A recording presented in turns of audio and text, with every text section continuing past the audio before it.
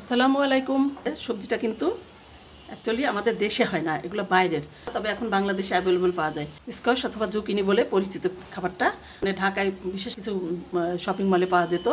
সেগুলো একটু ছোট ছোট চিকন চিকন, ওগুলো সম্ভবত অরিজিনাল, মানে হাইব্রিড না। অরিজিনাল বলতে যেটা বোঝাচ্ছে হাইব্রিড না। আর আমার মনে হয় এগুলো এখন হাইব্রিড, আমার যা ধারণা আর কি। আমি সঠিক নাও হতে পারি, তবে আমার ধারণা। অনেক আগে দেখেছি আমি ঢাকাতেই, অন্য কোথাও এগুলো পাওয়া যেত না। ঢাকাতে বহু আগের কথা আমি দেখছিলাম এগুলো শশার মতো ছোট ছোট মার্কেটে, উন্নত মার্কেটগুলোতে।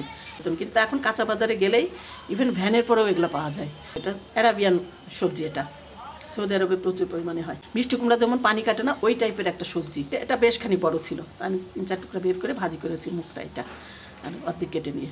এখন আমি এটা আবার ভাজি করবো, এত ভালো লেগেছে, মানে ভালো লাগা থেকে আমি আবার দ্বিতীয় দিন আজকে আবার ভাজি করব। তো সেটা আমি দেখাই। এই ভাজিটা কেউ করেন কিনা আমি জানি না, তবে আমি ভাজি করে ওটা জাস্ট পরীক্ষা করে দেখলাম যে এটা ভালো লাগে কিনা। দেখলাম অনেক ভালো লাগছে, তো আমি আজকে আবার ভাজি করব। এভাবে কেটে নিব, খুব বেশি পাতলা করব না, এভাবে স্লাইস করে নিলাম, একটু মোটা মোটা করে, বেগুন ভাজি যেরকম করে ওই টাইপে করে। এটা একদম ভাজার পরে বেগুনের মতোই এরকম খোসাটা থাকে, খাওয়াও যায়, ফেলে দেওয়া যায়। খোসাটা খুবই সফট, নখ দিলে বুঝবেন খুবই নরম খোসাটা, যার ফলে আমি ফেলিনি। আপনার যদি ভালো না লাগে ছিলে নেবেন। আমি এখন লবণ, হলুদ আর শুকনো মরিচের গুঁড়া দিয়ে একটু মাখিয়ে রাখবো। লাউয়ের মতো লবণ দিতে হয়, লাউয়ে যেমন লবণ কম লাগে এরকম। একটু হলুদ দিয়ে দিলাম আর একটু শুকনো মরিচ দিয়ে দিলাম, জাস্ট টেস্টের জন্য। এগুলো এখন ভালো করে সবগুলো মাখিয়ে নেব। এখানে কিন্তু হাত লাগাতে হবে, ওই খুন্তি দিয়ে লাকড়ি দিয়ে একটু মাখিয়ে নেবেন, তা হবে না। একটা প্রতিটার গায়ে হাত দিয়ে এভাবে এভাবে মাখাতে হবে হলুদগুলা। হলুদ মরিচের সমস্যা থাকলে গ্লাস করে নেবেন, কোনো সমস্যা নেই। কিন্তু এটা হাত দিয়ে এভাবে না মাখালে হবে না, এটা বেগুন না, কিন্তু এটা শক্ত একটা সবজি। এভাবে আমি সবগুলো মাখিয়ে রেখে দিব 10 মিনিট। 10 মিনিট রেখে দিয়েছিলাম মাখিয়ে। এখন আমি ভেজে নিব। আমি একটা বড় প্যান নিয়ে নিয়েছি, ফ্রাই প্যান। ফ্রাই প্যানে ভাজলে হবে কি, একসাথে অনেকগুলো ভেজে নিতে পারবো। আর কড়াই ভাজলে একটু অল্প অল্প করে ভাজতে হবে। এই ভাজিটাতে কিন্তু খুব বেশি তেল লাগে না, আমি 1 টেবিল চামচ মতো তেল দিলাম।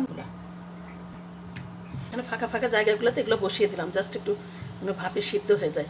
মানে একবার আমি ভেজে নিতে চেষ্টা করছি। চুলাটা মিডিয়াম হাইয়ে দিব, দিয়ে সিদ্ধ করে নিব। এটা খুব সামান্য একটু পানি আমি এরকম কিনার দিয়ে একটু দিয়ে দেবো, ঢেকে দিব। 2 মিনিট পরে উল্টিয়ে দিব। 2 মিনিট পরে আসলাম, এগুলো একটু একটু করে উল্টে দিব। 2 পাশটা সিদ্ধ হয়ে যাবে। আর উপরে যেগুলো দিয়েছিলাম এগুলো একটু উল্টে পাল্টে দিব, ওগুলো দিয়ে একদম লাস্টে যে ভেজে নিব ভালো করে। আবার ঢেকে দিব। পানিটা শুকানোর পরে দেখা যাবে তেলটা বের হয়ে আসছে, যে তেলটা দিয়েছিলাম। এবং তেল খুব কম লাগে এভাবে একটু পানি দিয়ে সিদ্ধ করে নিলে। পানিটা শুকিয়ে কিন্তু এখন কিন্তু তেলগুলো ফুটছে। এখন আমি উল্টে দিব। আমি সিদ্ধ হয়ে গেছে, এটা খুবই তাড়াতাড়ি সিদ্ধ হয়ে যায়। সবগুলো উল্টে উল্টে লাল করে ভেজে নিব। সিদ্ধ হওয়ার পরে একটু ছোটো হয়ে এসছে, ছোটোগুলো যে করেছিল সেগুলো পাশে মাঝখানে বসিয়ে দিয়েছি। এটা এটা এটা উল্টে একটু বেগুনের মতো করে ভেজে নিব। ফ্রাই প্যানে পানি দিলে অনেক সময় লেগে যায়। আমি খুব ভালো করে আগে ফ্রাই প্যানটা গরম করে নিয়েছি, তারপরে তেল দিয়ে একটু ঠান্ডা করে তারপরে আমি এগুলো ছেড়েছি। যে কোনো ভাজির সময় কড়াই বলেন, প্যান বলেন, যেটাই হোক খুব ভালো করে গরম করে নিতে হয়। তারপরে তেল দিয়ে একটু ঠান্ডা করে নিতে হয়। তেলটাও কিন্তু অতিরিক্ত গরম হতে তখন কিন্তু আবার খাবারটা পুড়ে যাওয়ার ভয় থাকে। ওই জন্য তেলটা দেওয়ার পর তেলটা একটু টেম্পারেচার একটু কমিয়ে নিতে হয়, তারপর ছাড়তে হয় ভাজি। আমি সেটাই করেছি। এখন একদম পুরো তেলে আমার এখন ভাজা হবে এটা।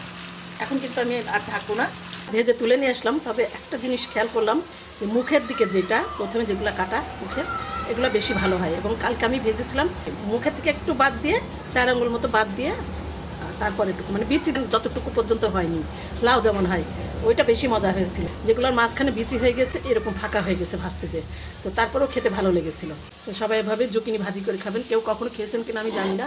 অনেক সবজি হয় জুকিনি দিয়ে, চাইনিজ, চিজি, অনেক ধরনের সবজি দেখা যায়, অনেকে খাই। কিন্তু এভাবে জুকিনির চাক ভাজি কেউ খেয়েছেন কিনা জানি না। তবে আমি করলাম, আমার কাছে ভালো লেগেছে, বেশ ভালো লেগেছে। তো আপনারাও খাবেন, খেয়ে দেখবেন। সবাই ভালো থাকবেন। ফি আমানিল্লাহ, আল্লাহ হাফেজ।